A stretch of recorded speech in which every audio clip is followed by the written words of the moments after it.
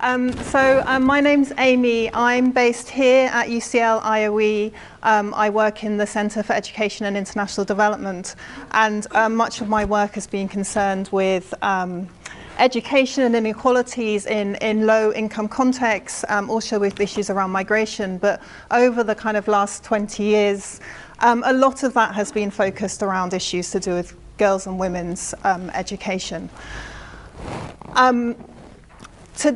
This morning, I want to talk a little bit about some of the kind of moments that we've seen in global policy convening around girls and women's education, and what that's meant in different contexts and how that's played out. So we know that girls' education in particular, women's education to I think a lesser extent, has been a central concern in kind of international development and education policy over many, many decades. And that has often taken a particular kind of instrumental form of viewing education for girls. So education for girls often been hailed as a silver bullet for development. So this is a very recent, well, quite recent quote, 2 years now, from a G7 declaration on girls' education in the post-COVID context. Said 12 years of safe and quality education for all children, and specifically girls, is one of the most cost-effective and impactful social and economic investments governments and donors can make. And those of us who've been working on girls' education over many years will be very familiar with that kind of policy declaration. We've seen multiple iterations of this very same declaration over many years. But despite that, we know that many girls are not in school or are not in learning, and certainly aren't necessarily being liberated through education. According to UNGAI, 132 million girls around the world are out of school, and many millions more are in school but not learning. And we know that gains in increasing access to education for girls and women don't always translate in the kind of equality or liberation more broadly, which I think Zuhra's and Maryam's presentations have just demonstrated so powerfully. So what I want to do now is just to look at some kind of key global policy moments in convening around girls and women's education, and then kind of reflect on research that I was part of in Kenya and South Africa regarding how that translated into the ways people were engaging with these ideas in national context. So my colleague Elaine Holter has documented a kind of history of global discussions on women's rights and education since the late 18th century, starting with kind of initial bottom-up engagements arguing for the expansion of education to enable women's increased participation in the public sphere.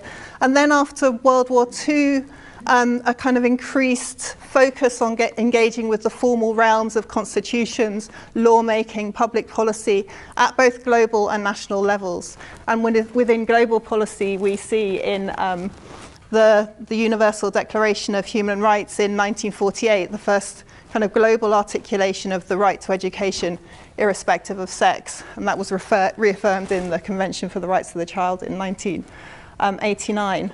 And through the 1990s, we see, I think, the emergence of kind of parallel processes of global convening and global discussions, global policy around, on the one hand, gender equality and women's rights, and then on the other, global education policy and the Education for All movement.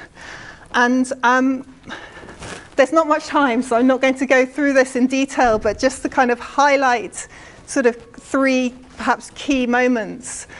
So we see in 1995 at the Fourth World Conference on Women for Beijing, which brought together national governments, unilateral agencies, but also global civil society, women's organizations in kind of robust discussions around these issues.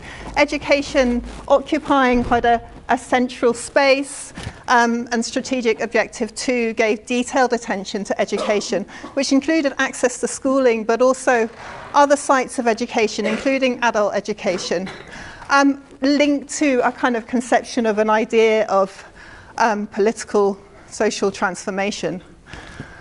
In relation to kind of global education policy convening, particularly associated with the Education for All movement, we see it being much more contoured around institutional frameworks. And a key, again, just highlighting a few key moments, a key moment in the Dakar World Conference on Education for All in 2000, inequality was discussed in relation to multiple sites of education, and the Dakar Framework for Action emphasised in Goal 5, eliminating gender disparities in primary and secondary education by 2005, and achieving a broader conception of gender equality in education by 2015, with a focus on ensuring girls' full and equal access to and achievement in basic education of good quality. In the Millennium Development Goal Framework in 2000, agreed in New York, 2 of the Dakar goals were picked up. In Millennium Development Goal 2 to achieve universal primary education, and Millennium Development Goal 3 to promote gender equality and empower women, which took as its target to eliminate gender disparity in primary and secondary education, preferably by 2005, and at all levels by 2015. And I think what's important here is what we see is a kind of narrowing of the framing of girls' and women's education, and how that connects with a conception of gender equality, both within education and in society more generally, from the kind of quite expansive version in Beijing to a much narrower framing around particularly gender parity in primary and to a lesser extent secondary schooling in the Millennium Development Goal Framework. So between 2007 and 2010, I was part of a research team led by Elaine and Holter that was concerned with understanding what these kind of global frameworks meant, how they were being engaged with and interpreted, both in international organizations and then in national and local contexts in Kenya and South Africa. So we interviewed participants working both at national level in national education ministries, in NGOs, and then at provincial level in provincial education departments, and local level in schools and local NGOs. And what we found was that in both countries, participants often spoke as these global goals as being something that were felt or heard about from very far away. They were felt as they were seen as something that was coming from far away, from somewhere else. But they were talked about as being important in terms of accountability and reporting. So we had particularly national and provincial education officials telling us they're important, they keep us on our toes, they make us respond or report.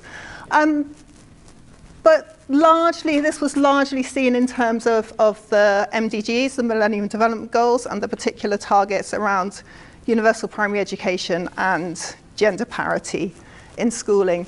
There was some discussion of the kind of wider Education for All agenda, much less engagement with the ideas or connection with the discussions in Beijing. And so what this meant was we saw a dominance of the MDG agenda, kind of narrowing the focus down to universal primary education and access, and concerns with girls or gendered inequalities largely being limited to gender parity enrollments.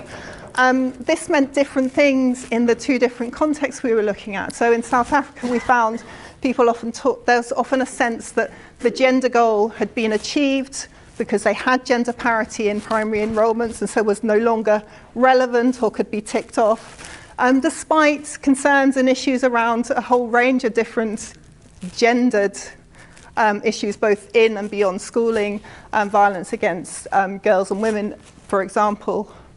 And then in Kenya, what we found, particularly at local levels, is a sense of this enormous disconnect between global goals and local realities in contexts of poverty and inequality, which led to a kind of transferring of blame onto often poor communities themselves, particularly single mothers or communities living in slum areas, for the challenges of achieving what they saw as these global goals that had been imposed at global or national level.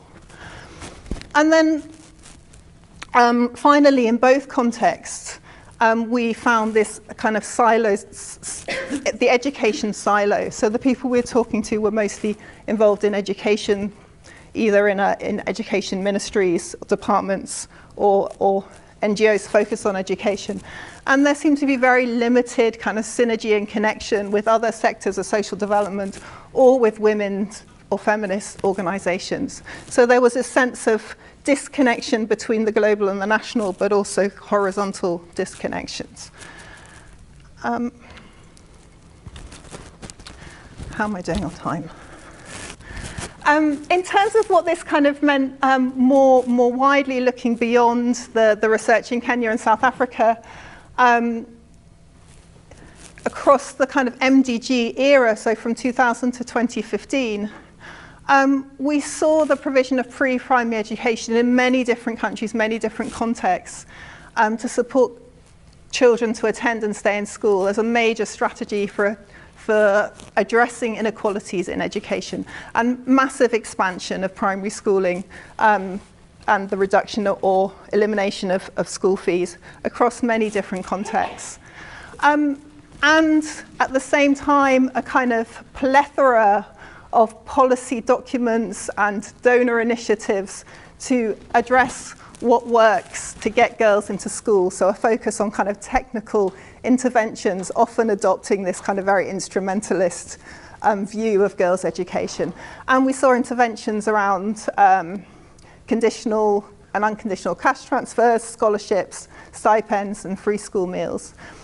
And over that time period, there were really significant gains in terms of expanding access to primary schooling around the world for both girls and boys. And so I think the education MDG is often seen as one of these kind of big successes.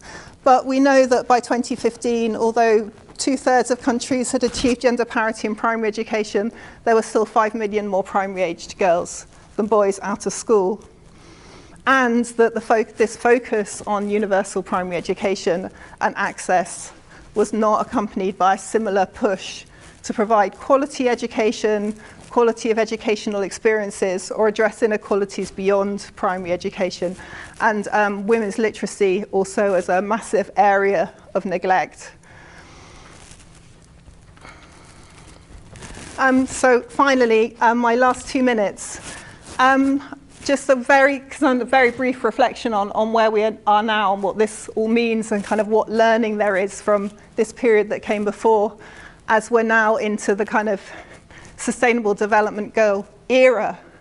And within the Sustainable Development Goal framework, we still see an emphasis on education in SDG 4. And I think increased attention to different spaces and levels of education, increased emphasis on issues around quality, not just access, and issues around equality, but I think very real ongoing debates about what that means in practice and how it can be taken forward and also measured and monitored. But we also, and I think Zuhra's presentation just made this so powerfully, very aware of some of the fragility of the gains that have been made in expanding girls' and women's access to and participation in education in the context of very complex intersecting crises linked to conflict, linked to displacement, linked to the climate crisis, linked to health. We've just had the COVID pandemic and issues around poverty. And we know that all these factors affect girls and women disproportionately and have really significant implications for education. So we know that there are very high risks of school dropout and sexual violence for girls displaced by conflict. There's been a recent review of the impacts of climate change on girls' education, highlighting the ways in which it disrupts learning, but the disproportionate impact on girls, especially those from the poorest and most marginalized communities.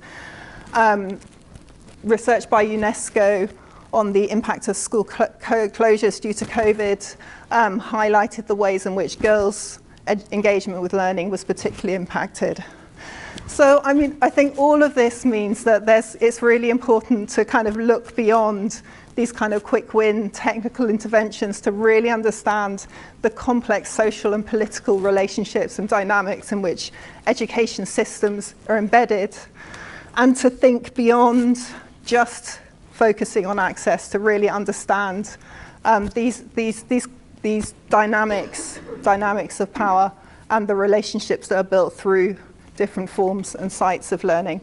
And I think part of that is about building meaningful connections between sectors, but also meaningful forms of solidarity with women like Zuhra and the women that appeared so powerfully in Maryam's presentation. So I will stop there.